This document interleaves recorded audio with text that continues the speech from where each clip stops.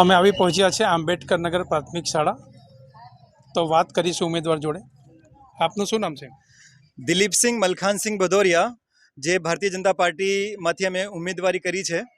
અને આજે જે મતદાન થઈ રહ્યું છે તો અમારા વોર્ડ નંબર 11ના વિસ્તારમાં જન સમર્થનનું એક ખૂબ સુંદર સહેલાબ ઉમડી પડ્યું છે. જે આજે ઉત્સાહ જોઈ રહ્યા છે અમે કે ભારતીય જનતા પાર્ટી અને રાષ્ટ્રીય હિતમાં લોકો મતદાન કરવા માટે ઉમડી પડ્યા છે. અને મને વિશ્વાસ છે કે 28 તારીખે અમારી પાર્ટી તરફથી ખૂબ સુંદર અને સરસ રિઝલ્ટ આવશે.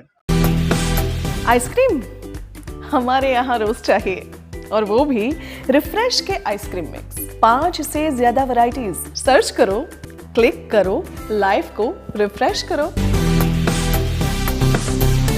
લોકશાહીનો મહાપર્વ અને લોકશાહીના મહાપર્વની અંદર આજે આ પર્વ રંગે ચંગે ઉજવાઈ રહ્યો છે, ત્યારે જેમના ઉપર નવસારી મહાનગરપાલિકાની જવાબદારી સોંપવામાં આવી છે એવા કોંગ્રેસના નવસારી શહેરના કહી શકાય કે ભાઈ પ્રમુખ અને હાલ જેમના પણ ચૂંટણીની પૂરેપૂરી જવાબદારી છે, દીપકભાઈ બારોટ અહીં છે. દીપકભાઈ, કેવો માહોલ છે લોકોની અંદર આ વખતે, કેવી ઉત્સુકતા છે અને શું લાગી રહ્યું છે?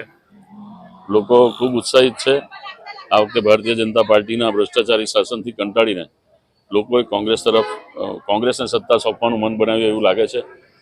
મોટાભાગના લોકો પ્રચાર દરમિયાન પણ એમ કહી રહ્યા હતા કે હવે આ વખતે કોંગ્રેસને આપણે લાવવી છે, કારણ કે આ લોકોના ભ્રષ્ટાચારથી અને આખુદશાહીથી અને ગુંડાગર્દીથી લોકો કંટાળી ગયા છે. લોકોએ જે બિનહરીફ ઉમેદવારો કરાવ્યા ભારતીય જનતા પાર્ટીએ, એમાં બહેનોના ચોટલા ખેંચીને લઈ જતા અને ઉઠાવી જતા બી લોકોએ રીલમાં લોકોએ જોયા છે.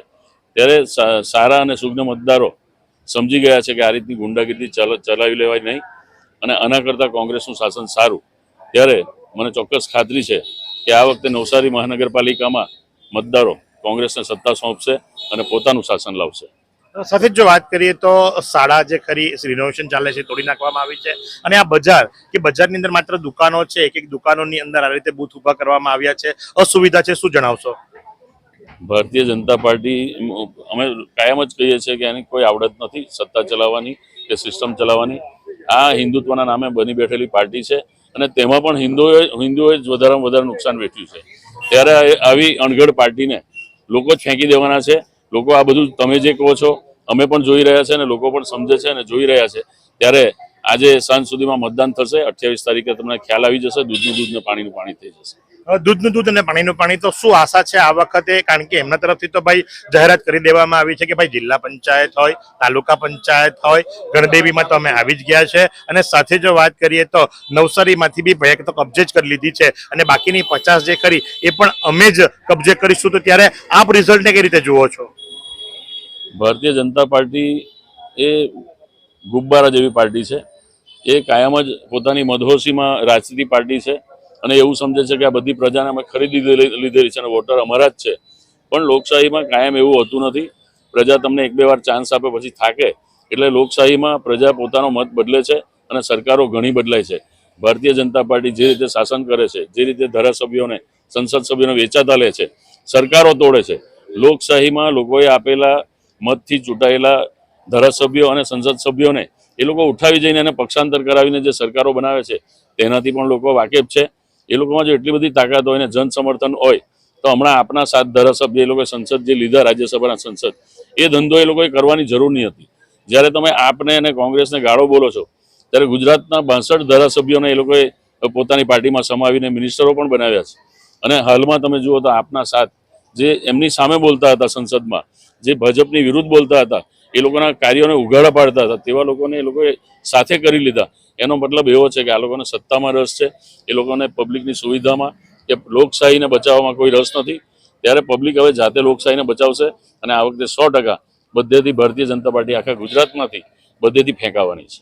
છેલ્લો અંતિમ સવાલ, કોન્વેન્ટ સ્કૂલ હોય કે કાલિયાવાડીની કન્યા શાળા હોય કે પછી આપણું આ સિવિક સેન્ટર હોય, આ 3 જગ્યાએ અમને સમાચાર મળ્યા છે કે ઈવીએમઓ જે ખરા એની અંદર ડિલે આવ્યા છે. કોઈ 40 મિનિટ લેટ થયું છે, કોઈ 10 મિનિટ લેટ થયું છે, કોઈ 15 મિનિટ ખોટકાયું છે. શું જણાવશો? સિસ્ટમ બાબતે હું તમને વધારે કંઈ નહીં કહું, પણ આ જે ઈવીએમની સિસ્ટમ છે એનાથી લોકો પણ ત્રાહિમામ છે. લોકો વર્ષોથી કહે છે કે ભાઈ હવે બેલેટ પેપરથી વોટિંગ થવું જોઈએ. ઈવીએમ પર લોકોને શંકા પણ છે અને વિશ્વાસ પણ નથી. ત્યારે ભારતીય જનતા પાર્ટીની આમાં કોઈ ચાલ પણ હોઈ શકે વહીવટી તંત્ર સાથે મળીને, એવું હું આક્ષેપ નથી કરતો, પણ લોકો માર્કેટમાં વાત કરે છે કે આ રીતે થશે, કારણ કે આ વખતે એ લોકોના વિરુદ્ધનું વાતાવરણ સમગ્ર ગુજરાતમાં છે. ત્યારે આ બધું બનવું અસ્થાને નથી, આ બધું બનતું આવ્યું છે અને બનશે, પણ પ્રજા જાગૃત છે. એ લોકોની કોઈ પણ ટેકનિક આ વખતે કામમાં આવવાની નથી. કારણ કે બંને વોર્ડ એવા છે, વોર્ડ નંબર 13 અને વોર્ડ નંબર 6, કે જ્યાં તમારા પ્રબળ દાવેદારો છે, જે જનતા કહે છે ને અમે ઓબ્ઝર્વ કર્યું છે, અને એ જ વોર્ડોની અંદર આવી પ્રક્રિયા થાય છે, એ વિશે જણાવો. આ વોર્ડમાં તમે જોયું હશે કે મહિલા ઉમેદવારનો ફોટો બીજાનો અને ઉમેદવાર બીજું કે આ વોર્ડ જિલ્લા પ્રમુખનો વોર્ડ ગણાય, એમનું નાકનો સવાલ છે. પણ મતદારો એવું કંઈ જોતા નથી કે આ વોર્ડ કોનો છે. મતદારો થાકી ગયા છે અને એમના છબરડા, એમની આ જે સ્ટાઇલ, ભ્રષ્ટાચાર અને એ લોકોની જે આપખુદશાહી, પરિવારવાદ, આ બધું જોઈને જનતા થાકી ગઈ છે. અને ખરેખર તો ભારતીય જનતા પાર્ટીના કાર્યકરો અને બીજા ઉમેદવારો પણ નારાજ છે. ત્યારે એ લોકોએ પોતાની ઇજ્જત બચાવવા માટે આવા કોઈ સ્કેમ કર્યા હોય તો માની શકાય કે કર્યા હશે, પણ તેમ છતાં બી મને ખાતરી છે કે આ વખતે જનતા એ લોકોને સ્વીકારવાની નથી. જનતા આ વખતે એ લોકોને સ્વીકારવા નથી. આ હતા દીપક બારોટ, અને તમે જો છો એ પ્રમાણે કે વોર્ડ નંબર 13 ની અંદર આજે 5 બૂથો બનાવવામાં આવ્યા છે, જ્યાં ખૂબ મોટી સંખ્યાની અંદર લોકો મતદાન કરવા માટે આવી રહ્યા છે. કારણ કે સૌ કોઈ વિચારે છે કે ગરમીનો પારો ચડે એ પહેલા જે લોકશાહીનો મહાપર્વ છે ને લોકશાહીના મહાપર્વની અંદર પોતાનો મતાધિકારનો ઉપયોગ કરી અને ત્યારબાદ બપોરે સરસ મજાના દાળ ભાત ખાઈ અને આરામ કરી, કારણ કે રવિવારનો દિવસ છે. સૌ કોઈ લોકો જે ખરા આજે વહેલી સવારથી જ મતદાન માટે દરેક બૂથો ઉપર મોટી સંખ્યામાં પધારી રહ્યા છે. તો આજ પ્રમાણે પડની અપડેટ આપતા રહીશું. નિહાળતા રહો નવસારી લાઈવ.